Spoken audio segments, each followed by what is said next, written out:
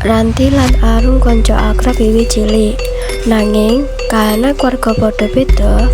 Ranti asale saka keluarga sugih, dene Arum saka keluarga prasaja.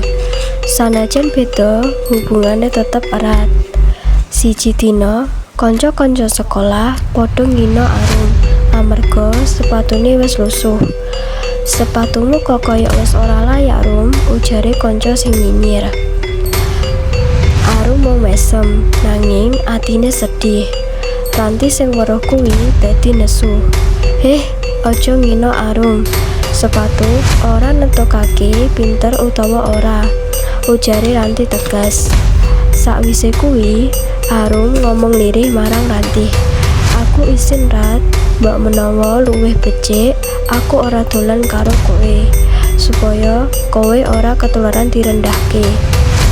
Ranti banjur ngeyel, "Ora, Rum, persahabatan ora diukur saka bondo. Aku ora peduli kowe nganggo sepatu anyar utawa lawas. Kowe koncoku sing paling ngerti aku." Arum brabak nangis, banjur nyekel tangan Ranti. "Matur nuwun, Rat, kowe pancen kancaku sejati."